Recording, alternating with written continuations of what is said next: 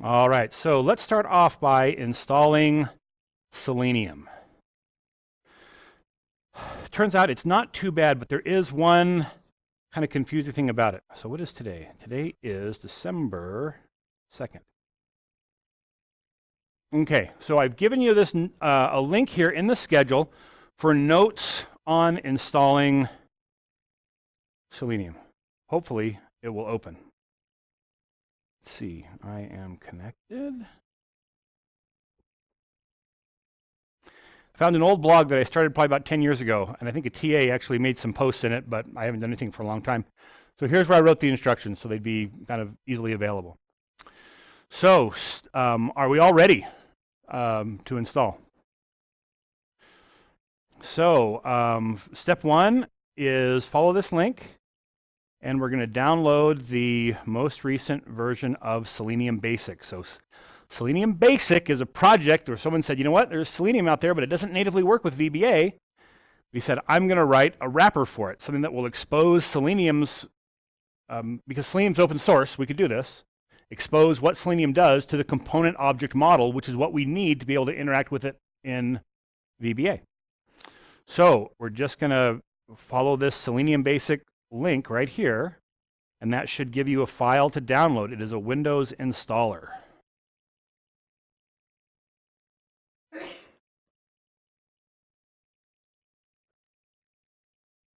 And Matthew, if you could kind of maybe roam and help people follow the instructions if they're, did I click on that? Click. Oh no, I'm sorry. That's where I am, Selenium Basic, that's where we are. But we have to get this Selenium Basic.exe. This is the installer.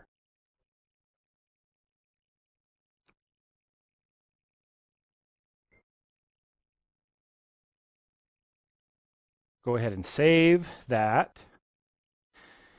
And you're gonna open that and just run it, accept all the defaults, but don't go too far because you have to pay attention. You have to notice where this is getting installed because we're gonna have to do something with where it gets installed. So let's just see if there's anyone who's still trying to get that file down. I want to get to this point to where we're all at the installer, kind of ready to go. Anyone saying I need another minute or need some help?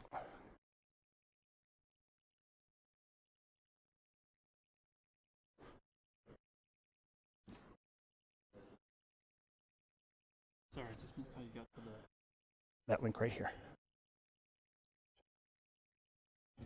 And then scroll down just a bit, and that's the top one. Rebecca? Let me come take a look. You squeeze past you here.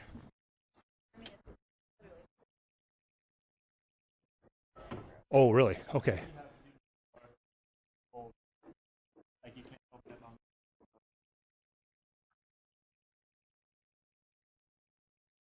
Yeah, why don't you go ahead and try that? Okay, good. Anyone else?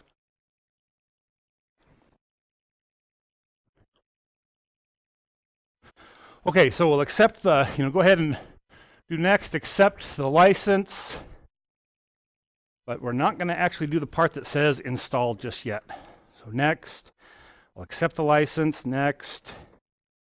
All these defaults are fine. Next, right here. You need to remember this path right here. We've got to change one of the files that's here. So we'll see how to do that, but maybe just copy that, put it in Notepad. Or even just, ultimately we're going to have to go there. So just open up Windows Explorer and go to that location. And we will use this. Actually, it may not be there yet for you. So probably just keep track of it by going to Notepad and paste it in. So we will come back to that later. And then just go ahead and hit install. And it doesn't take that long to install, but it should get everything, less than a minute. We should be installed.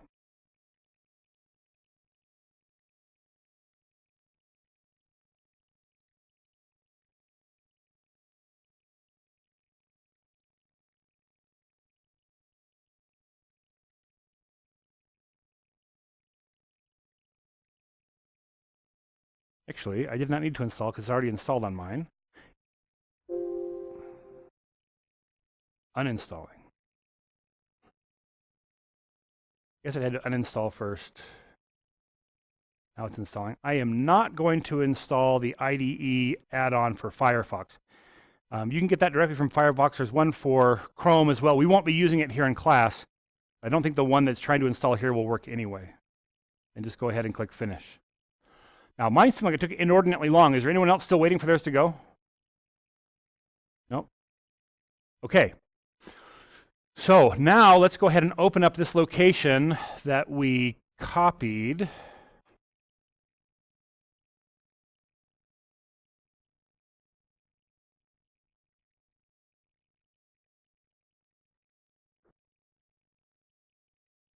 And this file right here, the Chrome driver, you'll see there's a Chrome driver, there's an Edge driver, there's a Firefox driver, there's an IE driver, there's an Opera driver. These are the main, those are the only browsers that I know that Selenium will control. You have to have a driver that's matched up to the browser that you're going to try to control. And as it turns out, this Chrome driver is outdated. So this project, Selenium Basic, was made in like 2016, and it hasn't been updated since then. Chrome has kind of come along, and so this driver that's with this project is now out of date. You can't use this driver with current versions of Chrome. So next step, we'll leave that open there for now, and then our next step back here in the instructions is to download the current Chrome driver. So we've got Selenium, and then we've got the driver for the browser that we're going to use. Question right here?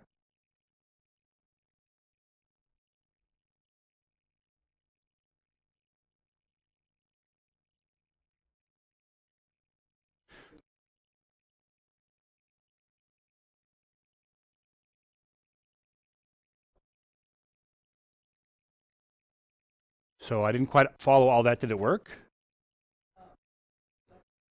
Let me just go ahead and get that for the recording if there's someone that has the same problem.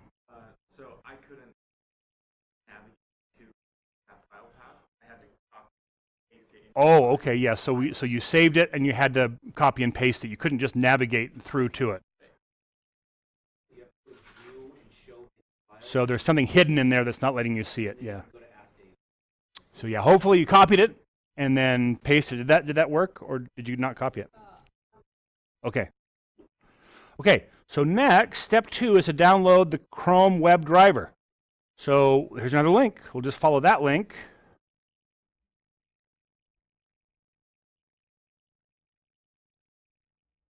And we're looking right here for the latest release.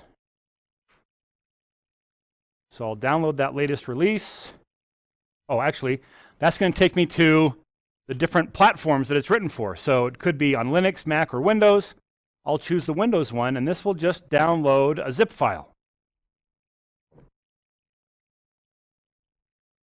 I'm just going to save that file and then open it. I do not need to extract it. So I'll just open it so I can see it here. It's still in the zipped folder, but here's chromedriver.exe. Ultimately, I'm going to want that one to replace the existing Chrome driver that is in my Selenium Basic folder. So let's just make sure that we've gotten there. I want to see side by side the two folders. One, oh, I downloaded stuff into my Christmas dinner folder. So one is that Chrome driver that we just downloaded. It's a zip file. I've got it open. If you extract it, it's okay, but you don't need to extract it. So I've got it here, and then over here I have my Selenium Basic folder, which is the one that we navigated to. It worked. You got it? Okay. No. If it doesn't say .exe, it just means you're not showing you're not showing the names. But let's take a minute and show that to you. It turns out that the folks who make decisions about Windows thought, those pesky file extensions are too confusing for my mom, and they're right. And so they said, by default, we're not going to show file extensions. Now, you are college students. You're business students. Well, you're not all business students. But you shouldn't be afraid of a file extension. And there are some things that you really need to know the file extensions. So let's just see, how can we show those again? I'm just going to choose View up here at on the ribbon menu. And then I'm going to choose Options over here. And if you're not already showing your file extensions, I encourage you to do this. You could probably get by without doing it, but in your life, you should see file extensions. I'm going to click on Options, and then in the little thing that comes up, I'm going to choose the View tab, and I'm going to uncheck where it says Hide Extensions for Known File Types. Just uncheck that. You're going to show all extensions. Whether you know them or not, just show all extensions. Then say OK. What's that? Is there a question? Yeah, the question is, can we walk through that again? Sure. So I'm going to come to I'm here at Windows Explorer. I'm clicking on the View tab. And then over at the right, there's Options. I'll choose Options here. That will bring up a dialog box with another View tab. I'll click that View tab. And then down about 10 or so options down, there's one called Hide Extensions for Known File Types. Just uncheck that one and say OK.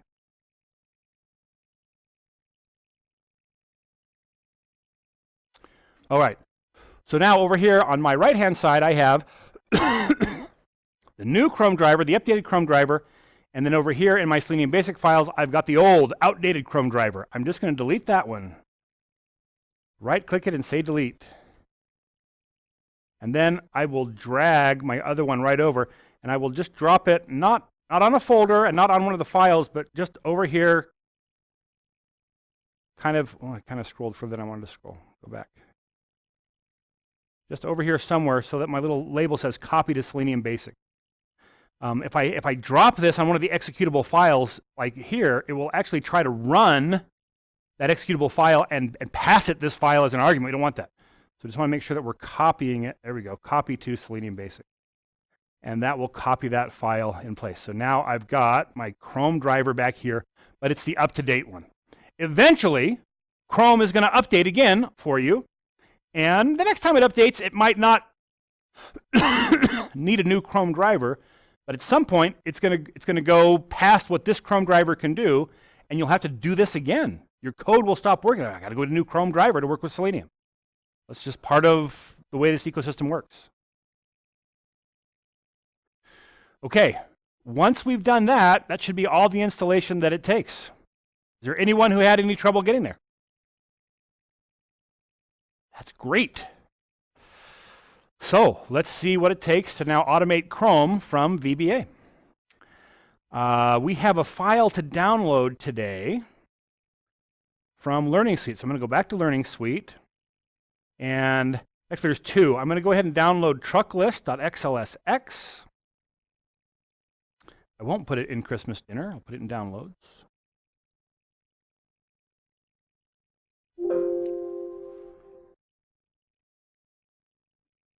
We do have to add something to the references to use it, but we got to actually have Excel open for that first. But Selenium Basic is installed. We're ready to go.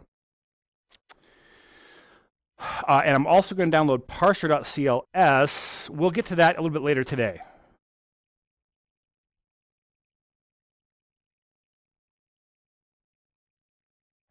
And then I will open up trucklist.xlsx, and this is the one that we're going to work with.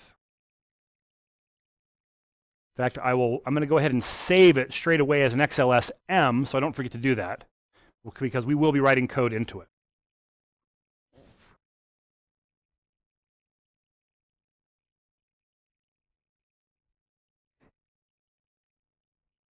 File, save as. Trucklist is great. I'm going to call it XLSM. And call it fall of 19.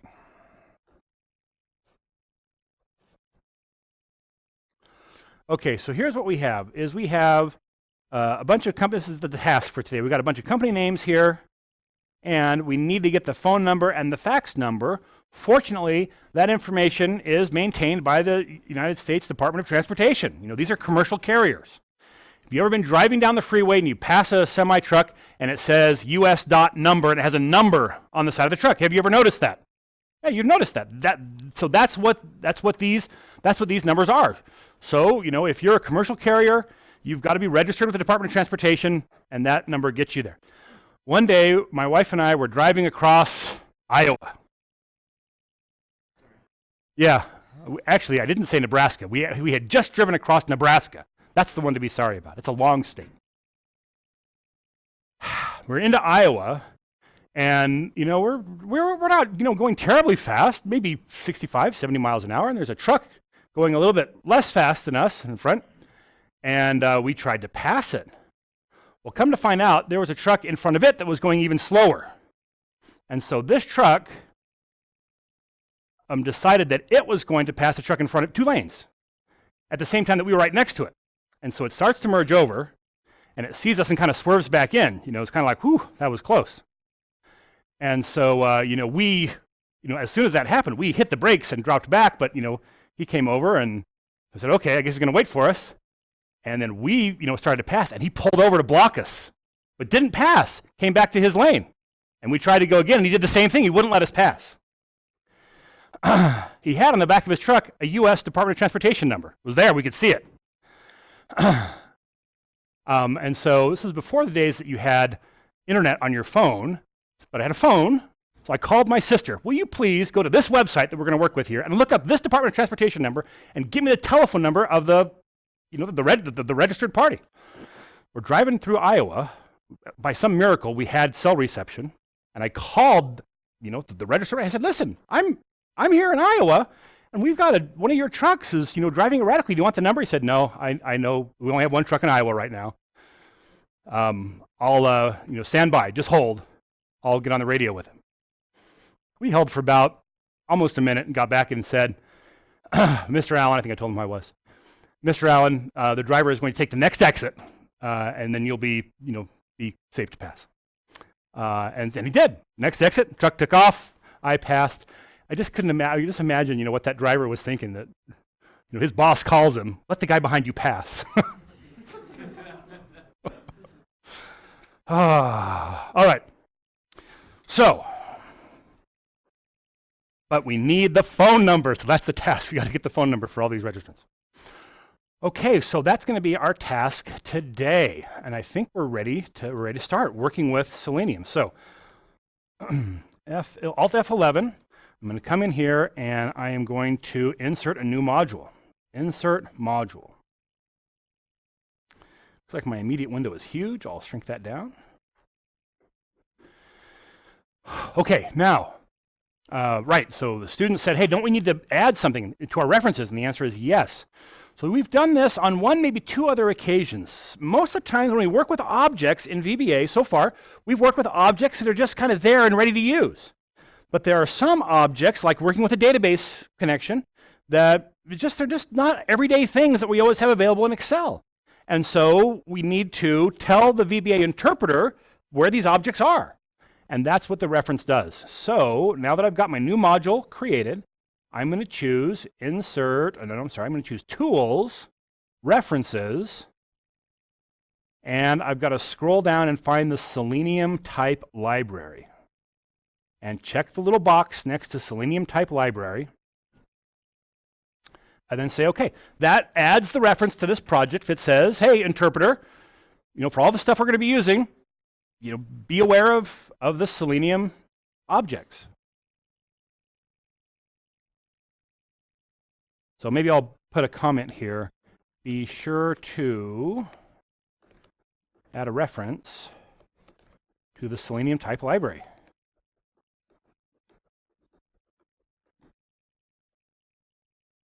Okay, now I think also over on the how to work with Chrome, I've given you a little block of code that might not be bad to start with. So step 4, make a module. Step 5, we're adding in this code. It'll be a pretty good starting place for us. The first thing that will be nice is that we can now just run this and see if it works. If this works, we'll know that we have everything set up correctly. This should just open up a Google Advanced Search, plug in some data, and make a search. So here it has opened up Chrome, and it went kind of fast. You might have seen it, but it did this Colonial Heritage Festival search, and there's the search. So we successfully controlled Chrome from VBA. opened a web page, dropped some text into it, and then told it to submit. And so we want to make sure that that has worked for everybody, because if that doesn't work, we can't go on. Oh no, I'm seeing more hands than I want to see. Okay, I better pause the recording, if I can.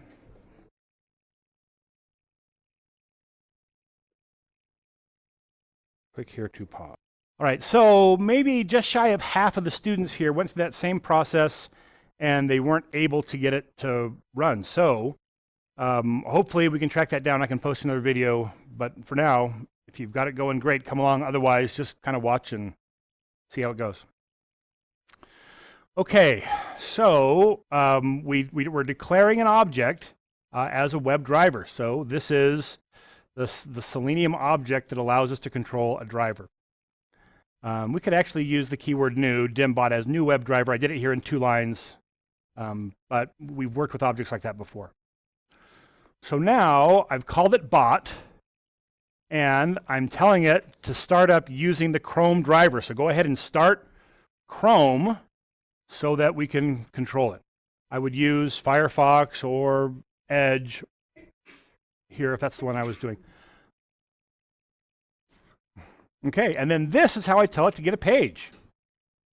So in this case, I'm going to go ahead and come over to the page in I4. I gave you a link that has the data that we're looking for.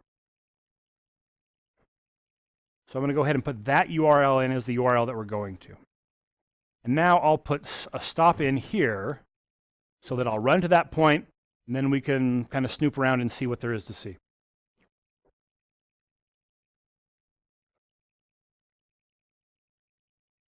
Tells me Chrome is being automated, controlled by automation software. Great.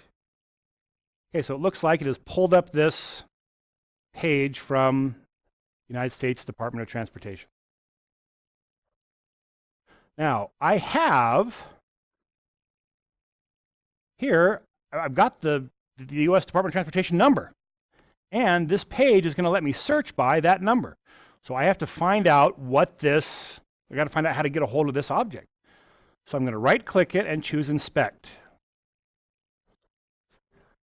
Now, this ends up being just a little bit too small for me to work with here. So when this Inspect window comes up, I'm going to choose a little More menu, not the main one for Chrome, but just for the Chrome developer tools. And I've got, like 4 different options. Where do I want it to dock? I don't want it to dock, so this will be a separate window. It'll just give me a little more room to work with here. So I'm now going back using Alt-Tab, going back and forth between the Chrome web page and the Chrome developer tools, which are showing me what's inside this one. I'm not sure why it is, but the first time when I say right-click and say Inspect, it just opens up the tool, but doesn't actually go to that particular location. So I'm going to right-click and say Inspect again, and now it should actually get me down to that particular spot. Now, there's several ways. One of the things that's neat about Selenium is that there are lots of different ways that you can find an object on the page. The best one always is there an ID? If it has an ID, that's going to be unique, and you can just go straight to that one. And does this one have an ID property? No ID. Next best is going to be name. Does it have a name property? And the answer is yes, there's a name property. Now, there can be more than one object with the same name on the page. And so we have to kind of be a little bit careful about that. But we can see the name here is DOT. So I'm going to come back to my code. And that's actually, I think, how I did the other example. It found an element by name. So I'm going to take off the advanced search query name and put in DOT. It's going to be case sensitive. And now I want to send keys. So send keys is what pushes data into or gives keystrokes to that object. That object then does whatever it would do with a keystroke. So, for a text box, it's just going to accept those characters in. Other kinds of objects, like if you have something has the focus, you hit the space bar, it does something different. You can like activate buttons and so forth. So now what I'm going to need here is I'm going to have to get my Why don't we go ahead and just start this off working on row 2. We're going to pull the data off of row 2 to get that US dot number. So the question is, why send keys instead of just changing the value? And the answer is, I'm not sure if we can just change the value. We could give that a shot. But this is not the normal kind of send keys that you might find in VBA if you come across it. What SendKeys does in VBA is it sends keystrokes to the keyboard buffer. It just says, hey, pretend these keystrokes came from the keyboard. And wherever keystrokes from the keyboard would go, that's where they would go. And so you would feel a little bit nervous with SendKeys because lots of things can happen that change the focus as to where those keystrokes would go. But in this case, we are sending these keystrokes directly to a particular object. They're not going out of the keyboard buffer, they're going to an object. And so this is the normal way that we put values into things in Selenium. Yeah, as I said, I'm not sure if we can even change the value. We might be able to, but every example I've seen, this is the way it does it. Okay, so I'm just going to do, let's see, our sheet is sheet 1.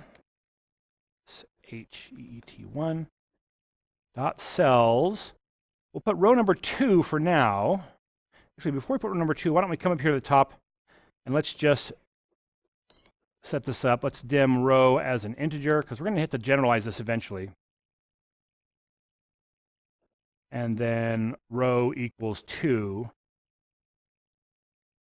So now sheet 1 cells row number row,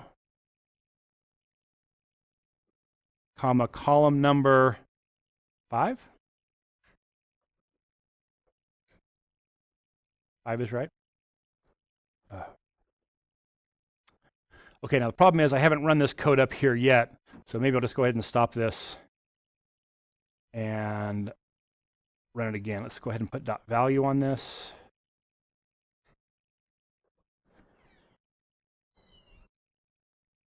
And I'll go ahead and run that again. Opening up Chrome.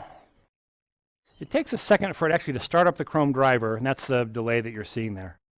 Okay, now we've gotten to that page. Now, we have a similar thing. When we say bot.get, it knows to wait, to suspend the code here until the page has arrived.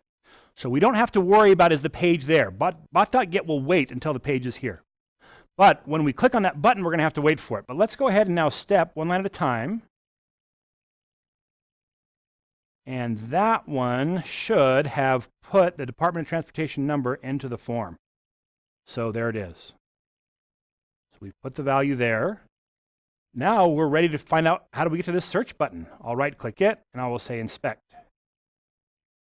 And, oh, because I closed the browser, it separated that again. So we'll undock it, maximize it, inspect again. Okay, we want to see, just a second, we want to see ID. Is there an ID? No ID. Next, we want to see name. Is there a name? There is. Oh, there is. Name submit. Darn it. We'll get to some more interesting ones later. So we'll use name, because if there's a name, we'll take it. Okay, there's a question over here.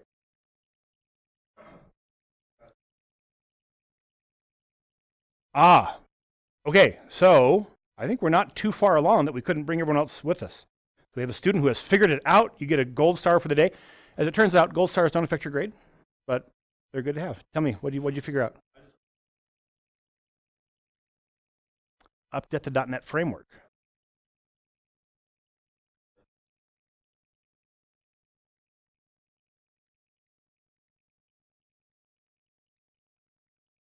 All right, you're going to talk me through that again. Okay, so for those of you who are getting the automation error, let's give this a shot. So I'm going to go back into Selenium Basic, yeah? Okay, and now tell me the steps again. I'm going into the scripts folder. I realize you might have closed that, so let me give you a minute to get your Selenium Basic folder back open. Anyone who's struggling with this, not there to the, not yet there to the Selenium Basic folder? Need to wait? We're good?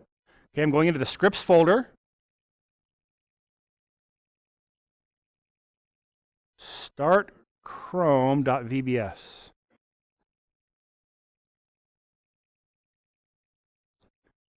Okay, so I just started that, and it looked like mine worked okay, let's see what.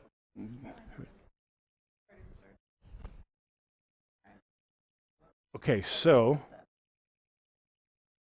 it didn't, but it gave you something to try. One of these? Nope, it's startchrome.vbs right there. Say OK. Hold on a second, and then yeah, download and install this feature. Yes. So when that comes up, it gives you an error message. You can say download and install this feature. Then what happens? Then it works.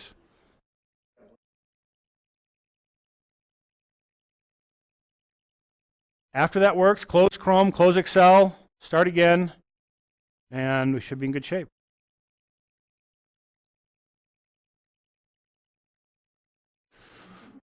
So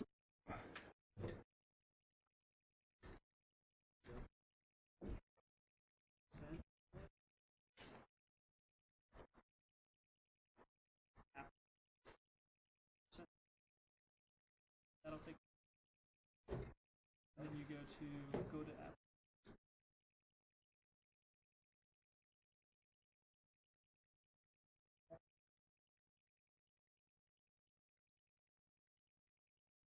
excellent.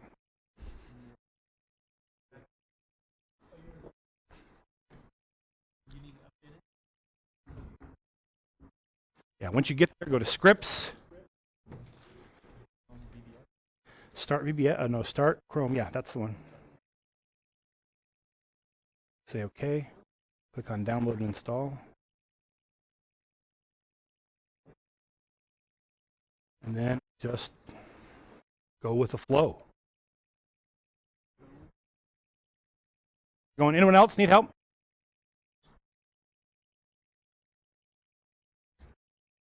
Yeah, once that finishes, close Excel, close Chrome, open up Excel again. Start VBS, start Chrome VBS. You're still going, we're still waiting.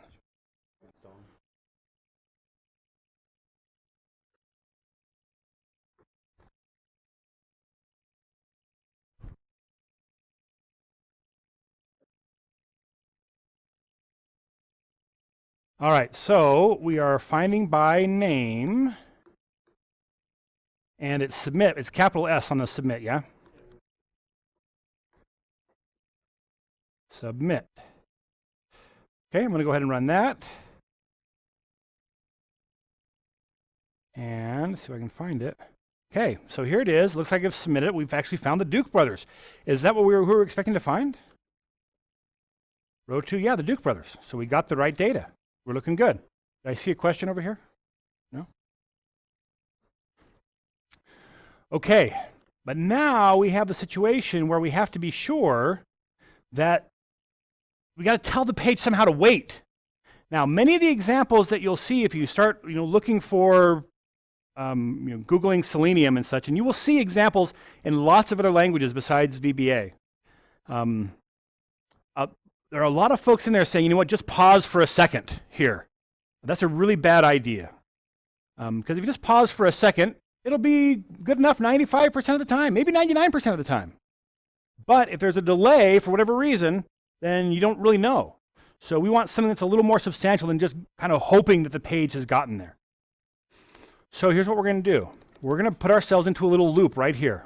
We'll put a do and a loop. And we better put a do events in there. And let us do until some condition. Now, I'm going to come back and look here. One of the things that we could look at is we could look at the URL. If the URL has changed, we know we're at the new page. And so, is there something I could tell about the difference here in the URL? And I'm looking at this, I'm saying, wow, yeah, that says search results here. What did it say back here? It just says search. So what I could do is come in here and say, you know what, I'm going to wait until the URL says search results. That's one way that I could do it. Another way I could do it is I could wait until I'm looking for something about the page that's unique. Just kind of keep looking at the page that's here until what I'm looking for is there. But let's go ahead and do this one with the URL. So I'm going to do until in string. So I'm going to look for one string inside another, starting at the first character, looking at bot.url. And I'm looking for search results, capital search, capital results. Now, what inString does is it returns a number from where the one string is found inside the other. And it returns 0 if it doesn't find it. So I'm going to do until inString is greater than 0. So it finds something. It'll never be less than 0. 0 means it didn't find it, and then another number tells where it did find it.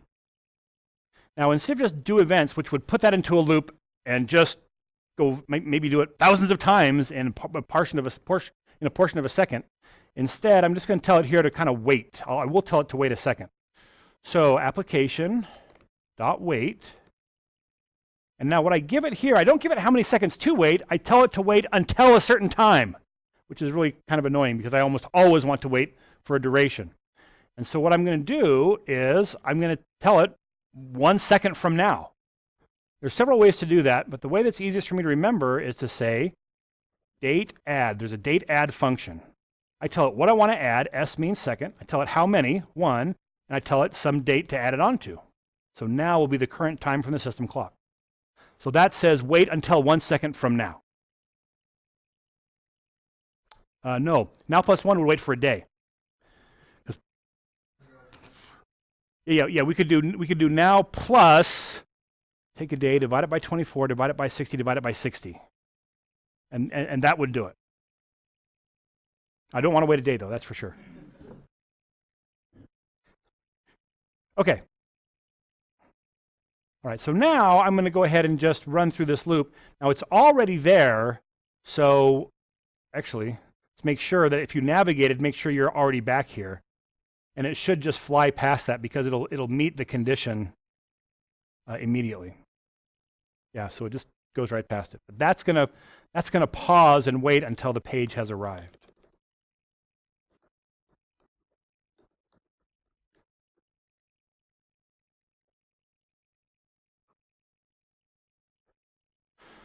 Okay.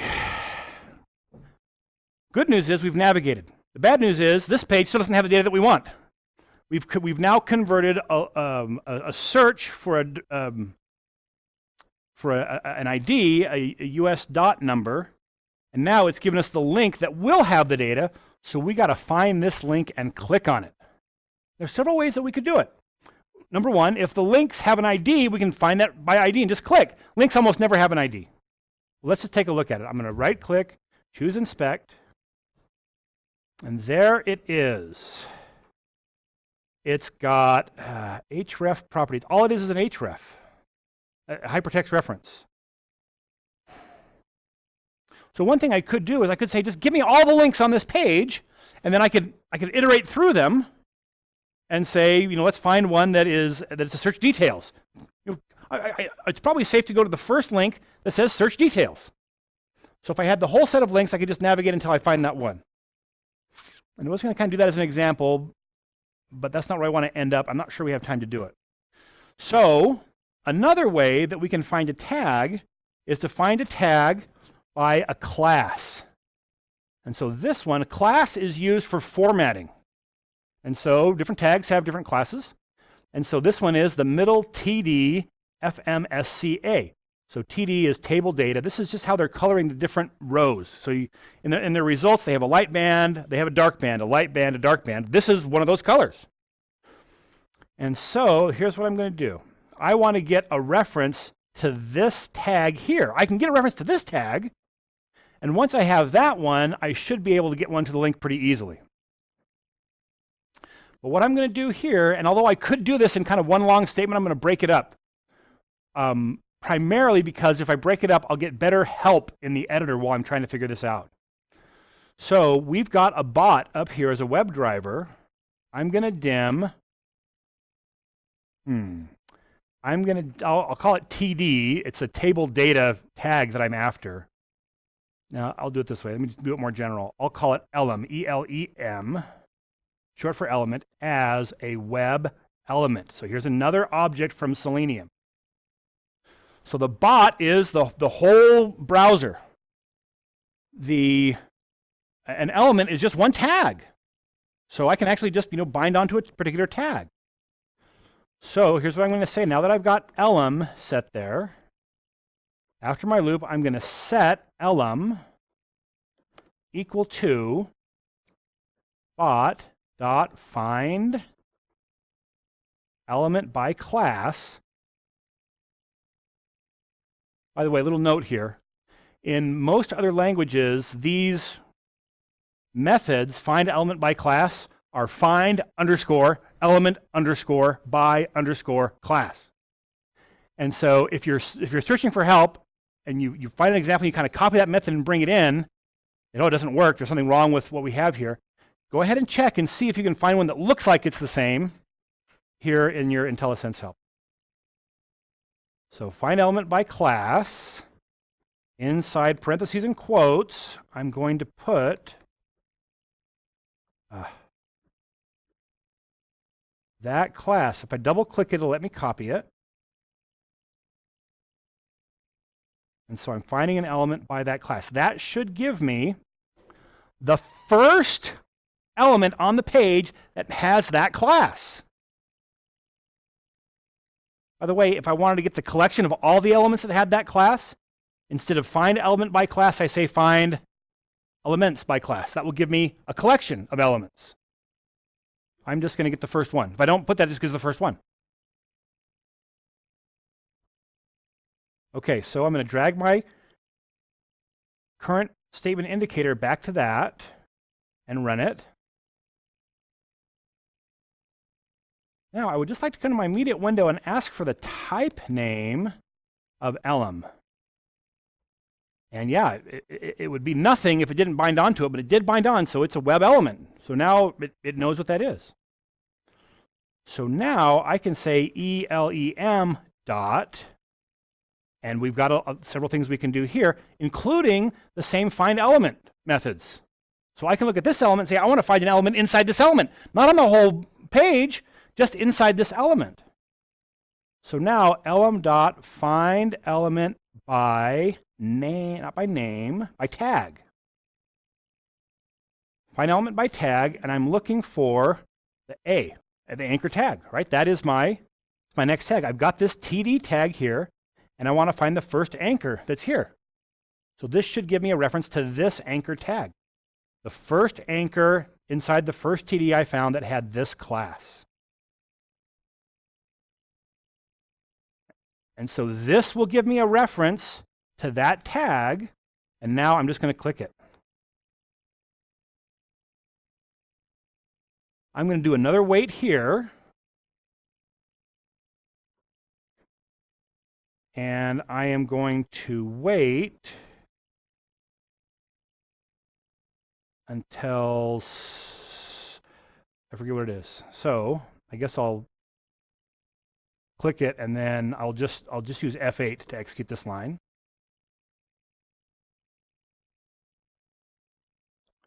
So now we should have clicked it and search details. So I can kind of use the same approach here, because now it says search details instead of search results. And loop here until we've found search details. And so finally now we've gotten to the page that has the data that we're after. Questions?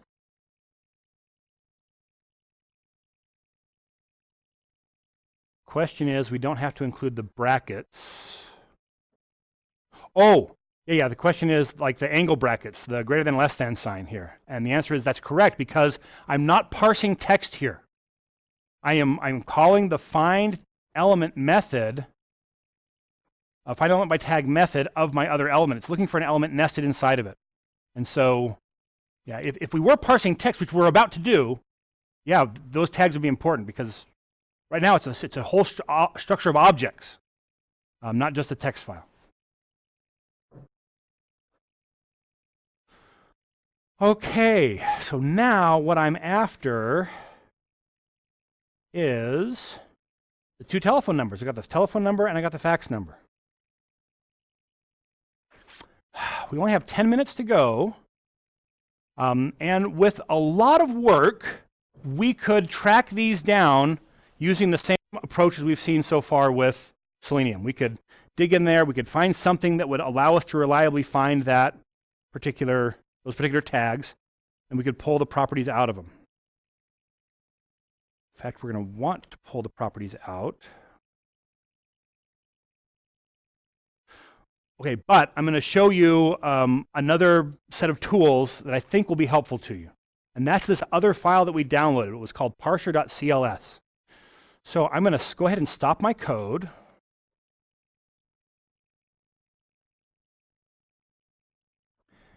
And let's go ahead and import parser.cls. CLS is a class file. We've made two kinds of modules so far.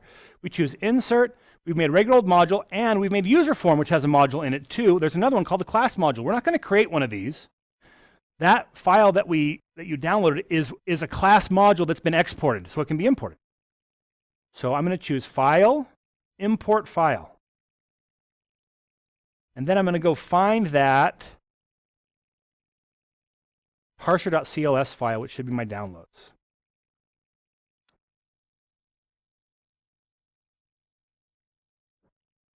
I thought it should be here. There it is, parser.cls. That has now given me a new group over here inside my Project Explorer called Parser. So this is now a new object that I can create instances of. One way that we tell it, hey, here's an object I want you to know about, is go make a reference to it. That's if it's a executable kind of compiled object. This is an object defined in VBA. We bring it in here. And we may, so you have the source code. You can come look at what all these are. But these are just properties I made really for working with HTML text. So let's go ahead and make a new object of this class. So I'm going to dim p as a new parser.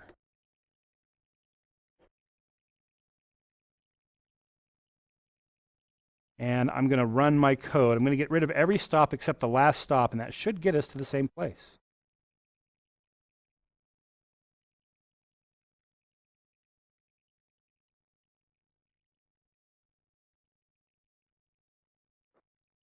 Okay, so it's brought me back to here. That's pretty good. But now I've got a parser that I'm ready to use, the methods that are available to this to be able to work with text. So let's just explore this for a little bit. I'm going to come here and inspect this telephone here. I'll float this thing out and inspect it again. Yeah, I'll go back to that in just a second. Just go ahead and get this inspected. And then back to code. So all I did was imported the parser class and then said dim p as a new parser. And then I ran the rest of it as normal. I did delete a stop that you might not have seen me do, so that the only stop I have is just before the end sub.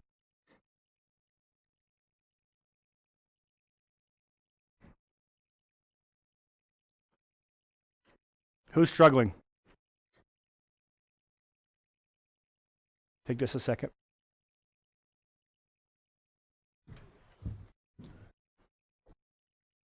Yeah, so I've got the same as you, but I'm one screen behind. So actually here. Can you come here? Oh man. Did you paste that or type it? Type. Okay, go copy it. Right. Yep.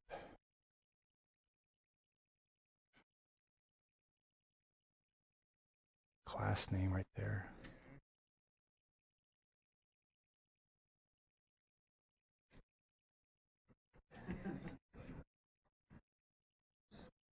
No, just run up to there.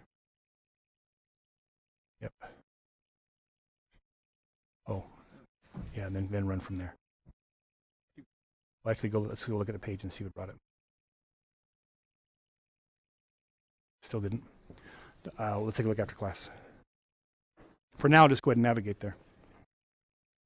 Okay, if your code isn't actually getting you to that location, go ahead and navigate there by hand on the browser and we can keep going. And then we can work and figure out why it's not working at the end of class. Okay, so the parser just has methods that are helpful for working with text files in general and some things that are specific to HTML files.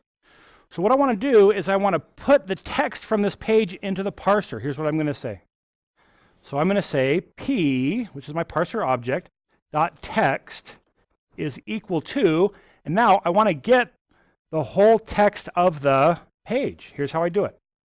So I've got my bot, and I'm going to find element by tag, and then I want the body. So find element by tag, the body tag, which is the whole document.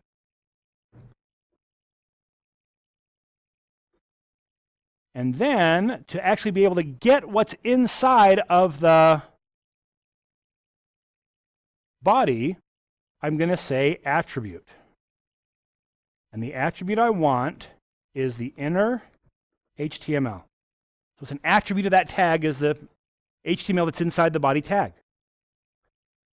By the way, I could say inner text, and that would give me the text, just the text with no tags. I definitely want the tags here. So inner HTML. The parser kind of keeps track of where you are. So the idea is you can kind of navigate through a file. So it has a current position indicator. So let me say the position is equal to 1. It's going to be 1 to start off with, but I like to set it equal to 1 so I can see I know I've gone to the beginning of the file. I'm just going to go ahead and run those 2 lines and make sure they work okay. I should now be able to ask for p.text, and it should give me a whole bunch of HTML.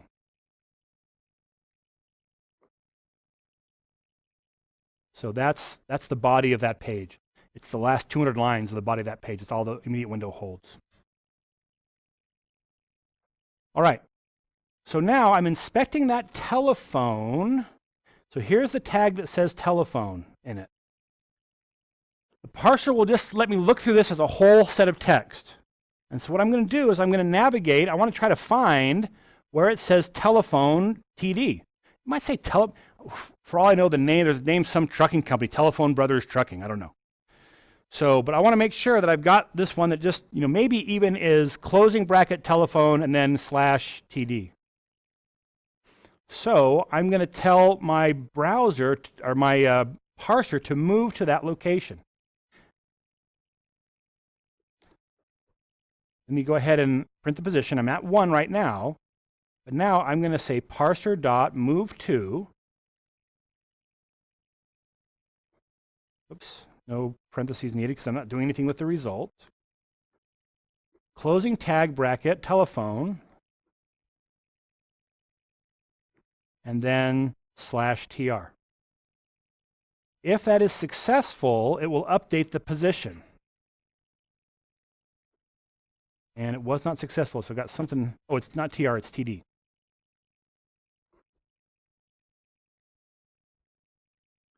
We'll go run that again. Now that has updated the position to say we're now 12,831 characters in.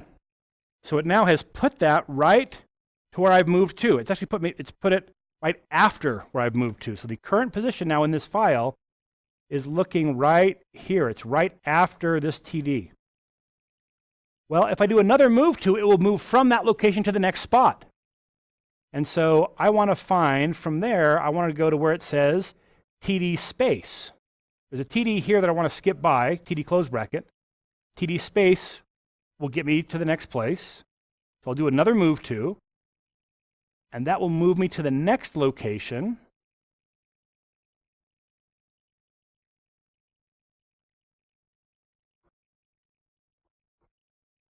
TD space.